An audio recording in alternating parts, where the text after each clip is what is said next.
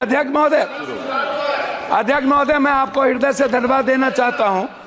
सबसे पहले मैं माननीय मंत्री महोदय जी, मैं आपको शिक्षक जो सरकारी स्कूल में शिक्षक हैं उनमें और प्राइवेट स्कूल में शिक्षक हैं, उनकी दोनों की गुणवत्ता, आपसे मेरा आग्रह है कि शिक्षक की गुणवत्ता को जब तक आप समय समय पर 3 साल, 2 साल, 4 साल, 6 साल के अंदर 3 पीरियड के अंदर उसका एग्जामिनेशन या उसकी ट्रेनिंग पीरियड को आप नहीं लेंगे तो सरकारी स्कूल के जो बच्चे हैं वो बेहतर भविष्य उनकी सुरक्षित नहीं होगी।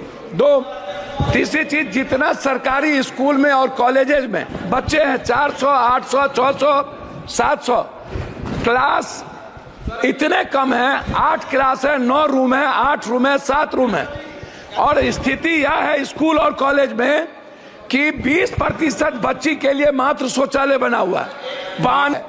मेरा कहना यह है कि जो बिहार या देश की जो सरकारी स्थिति है, आप सबसे ज्यादा बिहार कोटा में बिहार जाते हैं पढ़ने के लिए, आपको पता है अध्यक्ष महोदय। और कोटा में अगले साल लगभग 600 से 700 बच्चे किस तरह डिप्रेस के चलते आत्महत्या किए हैं, आपसे कोई चीज छुपी नहीं है।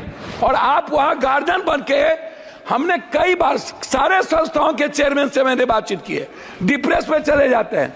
मेरा सबमिशन इस बात को लेकर के है कि बिहार के बंटवारे के बाद ना तो एक नेतरहाट खुली, ना तो सैनिक स्कूल खुला, ना ही केंद्रीय विश्वविद्यालय को तवज्जो मिली, ना जमीन मिली, ना नवोदय विद्यालय पर फोकस किया गया, ना सेंट्रल स्कूल पर फोकस किया गया, ना पंचायत में कस्तूरबा गांधी पर फोकस किया गया। बच्ची के लिए कोई सुविधा नहीं। हम लोगों ने केंद्रीय विश्वविद्यालय का मांग किया था पटना यूनिवर्सिटी को लेके। एक केंद्रीय विश्वविद्यालय भारत सरकार के द्वारा मोतिहारी में खुली, जिसका इतना अनैतिक है शिक्षा मंत्री महोदय। मैं चाहूंगा कि हर परिस्थिति में वहां के जो विश्वविद्यालय के वीसी है उनकी पूरी कदाचार की जांच जो मोतिहारी है उस पर, और पटना केंद्रीय विश्वविद्यालय को बनाने का मेरा आपसे आग्रह हो। एक पूर्णिया कोसी सीमांचल का पूरा दूसरा उपराजधानी, मैं पॉइंट पर दूसरी उपराजधानी है मेरा, मैं 2 मिनट में खत्म कर दूंगा अध्यक्ष महोदय, थोड़ा दूसरी उपराजधानी है।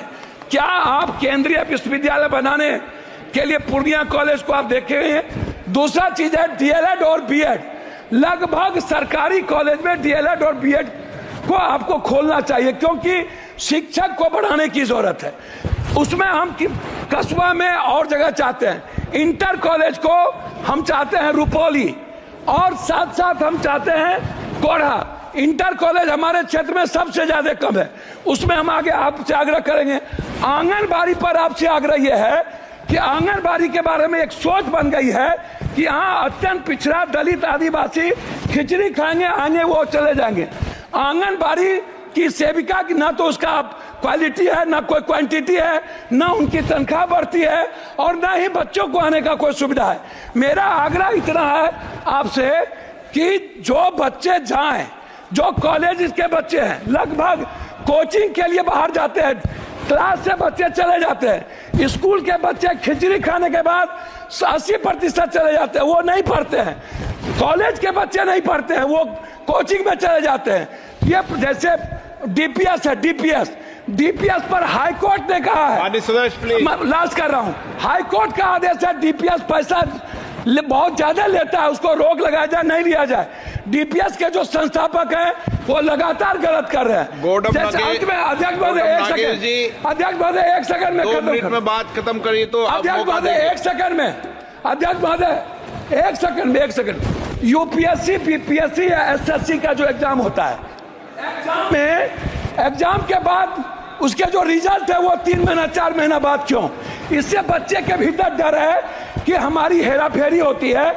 मैं चाहता हूं जिसका फॉर्म भरा जाए बच्चे का, यूपीएससी, बीपीएससी, एसएससी या कोई भी ऐसी कंपटीशन में, उसका एग्जाम हो और 15 दिनों के अंदर उसका रिजल्ट निकाला जाए। रिजल्ट निकालकर उसकी ज्वाइनिंग की व्यवस्था की जाए, तभी एग्जाम हो।